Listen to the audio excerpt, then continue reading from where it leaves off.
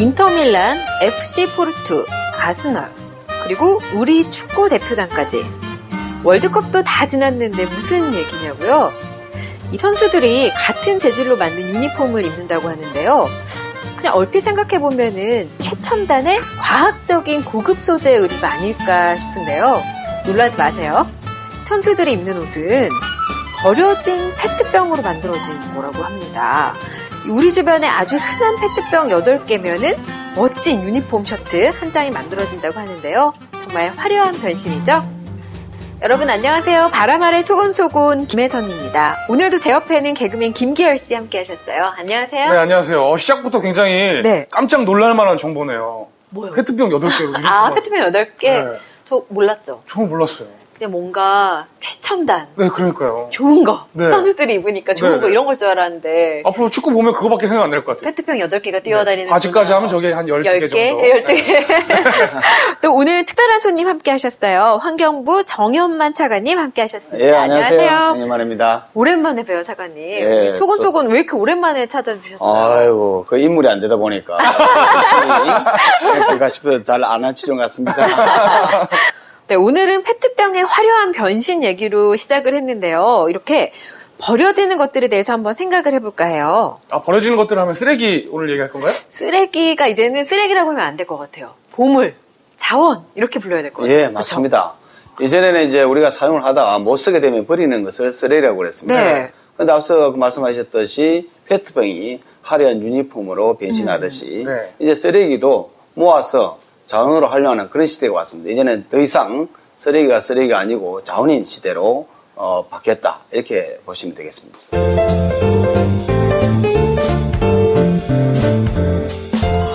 안녕하세요. 저는 환경에 아주 관심이 많은 초보주부 김기숙이에요. 제가 요즘 부업으로 버려지는 것들을 리폼하는 일을 하고 있는데요. 버리는 물건을 가지고 옷도 만들고 커튼도 만들고 애들 가방에 최근엔 가구도 만들었답니다. 이렇게 만든 제품은 인터넷 등을 통해서 판매하고 있는데요. 버려지는 것도 다시 활용하면 돈이 된다는 사실을 버리는 양 근데 엄청나게 많잖아요. 우리가 버리는 양이. 그렇습니다. 네. 우리나라 보면은 하루에 한 사람이 한 1kg의 폐기물을 배출하고 있습니다. 우리나라 인구가 5천만이니까 네. 5천만 킬로그램. 톤으로 한 사람에는 이것이 5만 톤. 5만 톤. 5만 톤이라면 트럭을 본다면 5톤 트럭 1만 대에 이르는 쓰레기가 발생하고 있다. 정말 이렇게 엄청 많네요. 저는 아니, 그 정도까지 많은 야, 그거를 잠깐만. 5톤 트럭이 1만 대가 하루에 나온다고요? 그렇습니다. 그 어디 가요? 그럼 다 어디로 가나요? 그게 이제 고민이 많습니다. 되게 이제 우리가 이제 쓰레기가 발생돼 앞서 보셨듯이 한 60% 정도의 생활 폐기물이 재활용이 됩니다. 그럼에도 불구하고 많은 양이 소각장을 거치며 소각제가 나오고 또 이렇게 소각이나 재활용이 안 되는 건 바로 매립지로 이렇게 들어가게 됩니다. 그러면 우리나라에 매립되는 양이 얼마나 되느냐 이거 비교해보면 우리나라 한 16%의 쓰레기가 매립이 되고 있습니다. 발생되는 양에. 그런데 선진 외국은 이미 이런 쓰레기가 매립에 굉장히 문제가 많을 거라는 인식하에서 매립량을 굉장히 줄여왔습니다.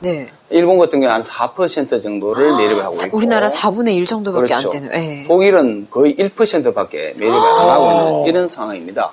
이러다 보니까 우리나라 국토가 좁고 쓰레기를 제대로 처리를 못하다 보니까 앞으로 이런 식으로 간다면은 한 10년 지나면은 이 좁은 국토에 쓰레기를 매립할 수 없는 이런 상황에 돌아갈 쓰레기에 묻혀 살 수도 걱정이 없는 많습니다. 진짜 큰일 났네요. 근데 다들 그렇잖아요. 자기 동네에 쓰레기 매립장 들어오는 건 반대하고.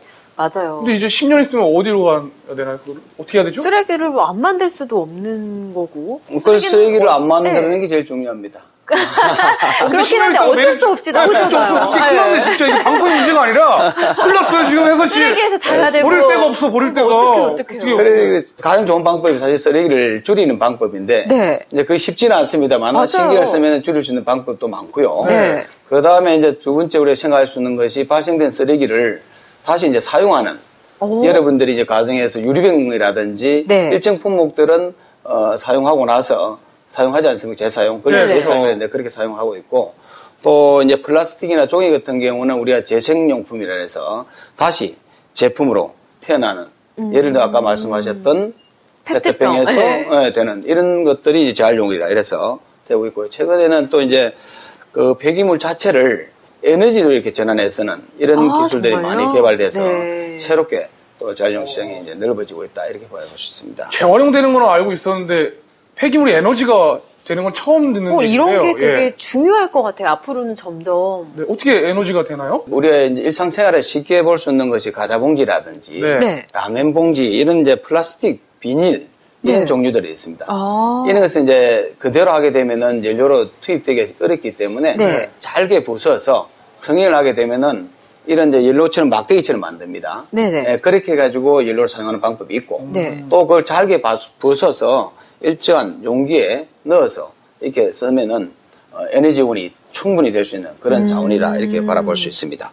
그러면 그 과자 봉지나 이런 것들이 에너지가 되는 그렇습니다. 저는 예. 과자를 많이 먹긴 하는데 정말 그냥 쓰레기로만 생각을 했었거든요. 이게 연료가 된다는 게 정말 놀라워. 진짜 너무 신기한데요? 예, 예. 어떻게 되는 거죠? 이게 지금 이제 일반인들이 볼 때는 이제 이전에는 이것들이 이제 오염물질 배출 때문에 걱정을 많이 했었는데 네. 최근에는 그런 기술들이 좋아졌기 때문에 충분히 타는 과정에서 발생되는 오염물질을 정화가 가능하기 때문에 네. 화력도 좋습니다. 화력이 좋아요. 네, 그렇습니다. 일반적으로 이제 일반인들이 어떻게 생각할지 모르지만은 저희들이 이 측정을 해보니까 네. 우리가 이제 발전 중에 화력 발전 벙커슈 쓰지 않습니까? 네. 네네. 벙커슈 한 80% 정도의 화력이 나오고 있습니다. 80%. 예, 상당히 좋은 편이죠. 가격도 안 비싸고요. 그렇죠. 가격면에 보면 그 벙커쇼 비교한다면은 10분의 1 아주 저렴한 가격으로 완전 네. 상당히 예, 에너지 일석이조네요. 폐기물도 처리하고 대체 에너지 자원도 되고.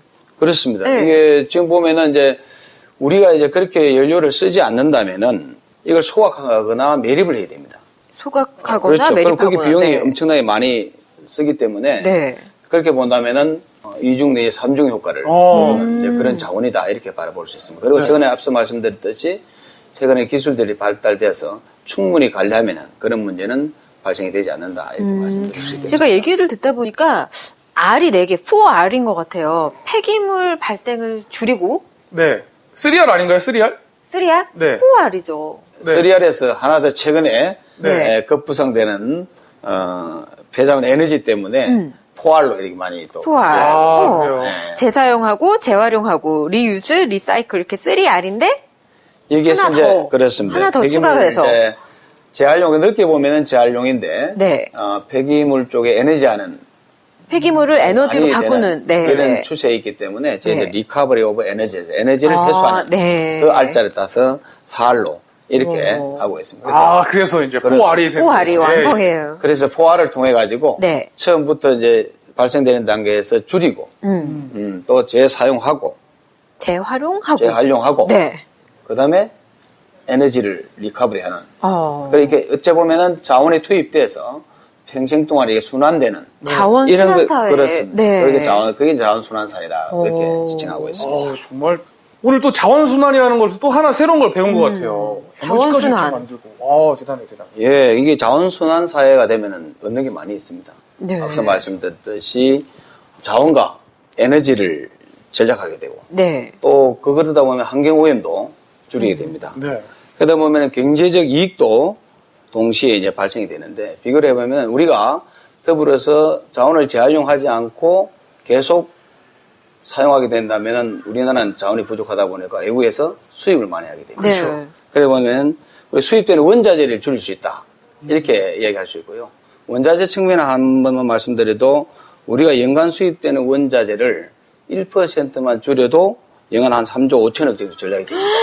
1년에 3조 5천 원. 3조 1%만 줄여도. 1%가 3조 5천 원. 그렇게 본다면은 전체적인 측면에서 우리가 얼마나 자원순환 사회를 이룩하는 것이 중요한지 네. 짐작해 볼 수 있는 이런 사안이다. 이렇게 말씀드릴 수 이 있습니다. 방송 보시는 분들이 다 같이 동참해야 되겠네요. 자원순환. 당연하죠. 네. 자원순환 우리 다 같이. 돈이 되는 자원순환.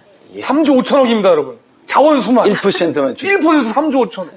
야, 35만 원도 없는데 지갑에 3조 5천 원.